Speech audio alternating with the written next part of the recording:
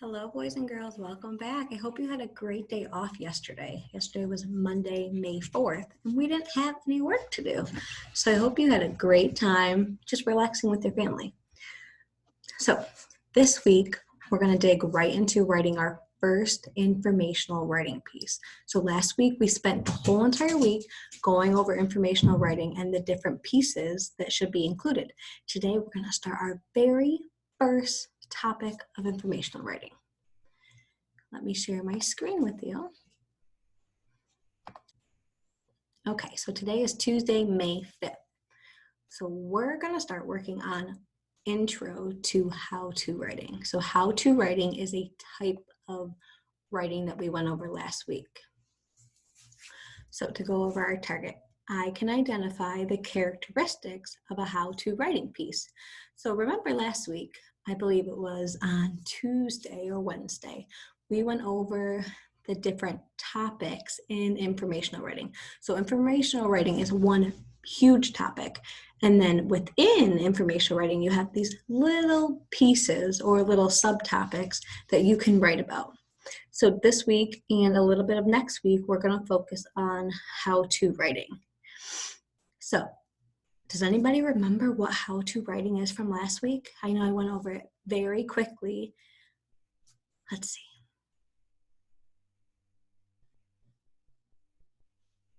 Yeah, exactly. So I'm going to go over it right now. I heard some great answers. So characteristics of how-to writing. A how-to writing teaches something or tells someone how to do something. It describes steps. So when I'm telling you to do something, I'm going to be describing it in steps, like step 1, step 2, step 3, step 4, so that they go in order. And then how-to illustrations or photos to show steps. So usually when you have a step, you have a picture that goes along with it so that your reader can see what you're doing. Okay, so just like last week, I'm going to start off and I'm going to show you a mentor text of a how-to writing. And then we're going to talk about what we notice and what we wonder about this writing. How-to writing can be a little bit different. You might have never written anything like it before, so that's why we're going to go over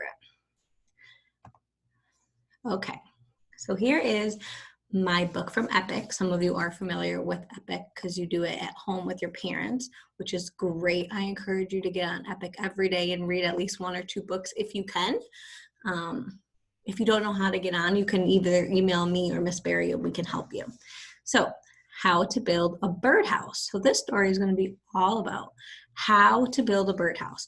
So I'm going to assume that this person, the author, the person who wrote the story, is going to tell me how I can build my own birdhouse. So after reading the story, I should be able to do what the story was about. So I should be able to build my own birdhouse by the end of the story. So how to build a birdhouse. Birds and birdhouses. Jenny and Robin may be living in your backyard. No, they're not people. They are names of birds. So this is a Jenny wren, it's a type of bird. This is Robin, another type of bird. So right here is setting the stage. So it's setting the setup of the story. So it's kind of like the introduction. Some of you had practice last Wednesday with writing an introduction for a picture because that's going to help us when we do our writing for our how-to writing. So this is like the introduction. It's setting the stage for what I'm about to read about. A jenny wren and a robin are just some of the small backyard birds that will build nests in a big birdhouse. Birdhouses are important for birds because many of their habitats, such as trees, bushes, and tall grasses, have been destroyed by construction. So remember, friends, we talked about this last week when I showed you a mentor text. When we have a bold word like this, you can always click on it and it will take you to the end where the glossary is and it will give you a definition. But since we're just doing this right here, I'll tell you. So a habitat is just a big fancy word for where someone lives. So a lot of these birds' houses get destroyed by construction. We all see these bulldozers outside a lot. and they knock down a lot of trees and land where these birds are living. So people build birdhouses so birds have a safe place to nest. You can help birds by building a birdhouse for your yard. So birdhouses, just like the houses people live in, come in all colors and sizes. So because people know birdhouses are getting destroyed in their habitat, they build these houses and hang them in their own trees. So if you look in your backyard, you might see a big tree. Maybe you could put a birdhouse there to help save one of the birds. Friends, remember with these epic books, they are super long. So when we write a how-to story, it's not going to be this long. I just wanted to show you a mentor text of a how-to writing. Okay, so now we're getting into the steps, the juicy part. So the steps is where the author is going to tell you what you need to make these. So gather supplies. The first step to building a birdhouse is gathering supplies. So they give you pictures, just like I described in the beginning, and now they're gonna list or tell you what you need. So you will need a clean milk carton, masking tape, which is right here, twine, which is right here, it just kind of looks like yarn, staples, acrylic paint, just a fancy paint, paintbrushes, scissors, and one nail right here. So building your birdhouse. First, wash and dry the carton. Then staple the top of the carton closed.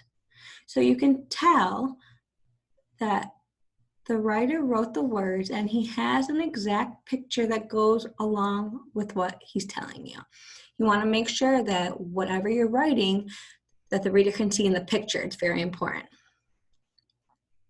Take strips of masking tape and cover the carton. Next, paint the carton.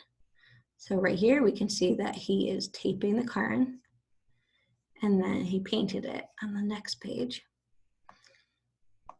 Once the paint is dry, cut a hole into the middle of one side, large enough for a bird.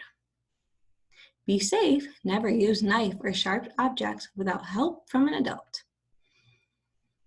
Next, take the nail and poke a few holes in the top of the carton to let fresh air in. So you can see that's exactly what he's doing. So these pictures are very helpful because if you're trying to do the same thing as this book, these pictures can actually guide you and help you build this birdhouse. Finally, poke a hole in the top of the carton. Pull the twine through the hole and tie a knot right here. Setting up your birdhouse. Hang your birdhouse on a sturdy tree branch, high enough so animals can't reach it. It's very important. We don't want the squirrels to get it. We don't want raccoons to get it. We don't want your dogs to get it. You want to make sure it's high up so only the birds can get it. Bird watching. Birds will gather twigs and grass to build their nest in your birdhouse. You may even see a baby bird or fledgling poke its head out of the hole. Keep a watchful eye on your birdhouse. You just might discover Robin and Jenny living in your backyard. So this part right here is kind of like our conclusion. Basically telling you what could happen and maybe what to watch out for. So these how-to endings are a little bit different than our informational text that we went over. So we have a photo glossary. So back here, they included a picture and the definition. So remember when we were reading the story, we saw these bold words. So back here, they give you the definition and they give you a picture to go with it. So fledgling, what I just read right now, is called a baby bird. So this is what it can look like. So this is very helpful for your reader if they don't know what those bold words mean. They can always jump back to this photo glossary and see a picture and a definition, and it will help them. Okay.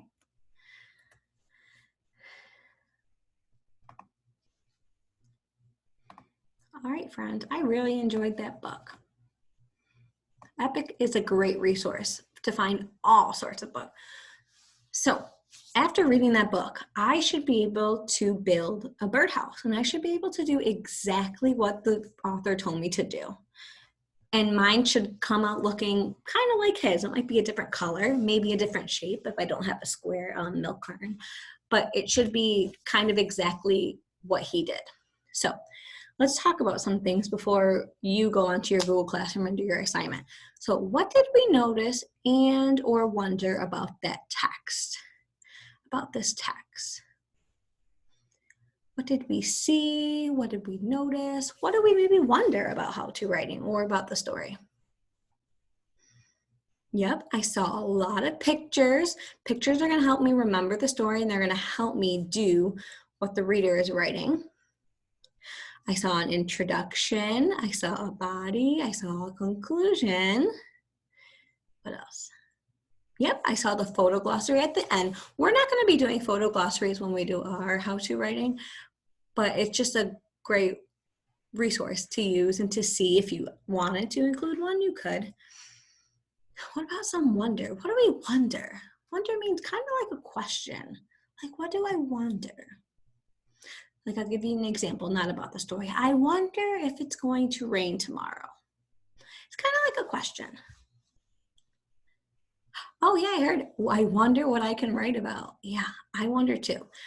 But good thing, this week, we're gonna actually start writing our own how-to story. We're gonna break it into pieces. So each day we'll work on a little bit of our how-to writing. So we're not doing it all in one sitting. Kind of like when we did opinion writing, we'll do a little piece each day, but we're gonna be doing it on the computer now, which is super cool. So no more paper and pencil unless you really wanna do it. Okay, so now we're gonna go onto your Google Classroom. I'm gonna show you where your assignment is. So when you get to your Google Classroom, this is how it should be. You can click the writing assignment tab on the over here, and it will take you right to writing, so you don't have to scroll down. But you will have to scroll down a little bit to find today's writing. So today is right here. So it's not open to you yet because you won't be able to see it until right now. Okay, so Intro to How-To Informational Writing. Make sure you're doing May 5th, 5/5. And you're gonna click on your Google slide. It's very simple. It's kind of like the stuff that we've been doing on the computer for the past couple weeks. It's either gonna be like in a quiz format that we've been doing or a slide like this, which some of you did great facts and opinion last week, and I'm so happy and proud of you guys. So now you're going to do your notice and wonder. So down here is always the directions for your assignment. So it says record 3 notices and 3 wonders you have for how-to informational writing. So just like we talked about, you're going to do 3 notices. What did you notice about how-to writing? You can always go back to the video and pause it in different spots to help you fill this out. And then 3 things that you wonder. And then to type, you can just type right here. Make sure you erase that. And then you type whatever you need to type. And then type here will be gone, and then your answer will be there and I can see it. All right, boys and girls, thank you so much. I can't wait to see your writing when you submit it.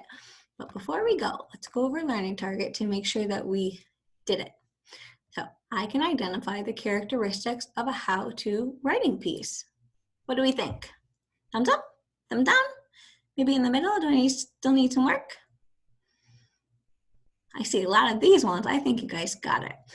All right, I can't wait to see what you did. And tomorrow we're going to start brainstorming. Bye, friends.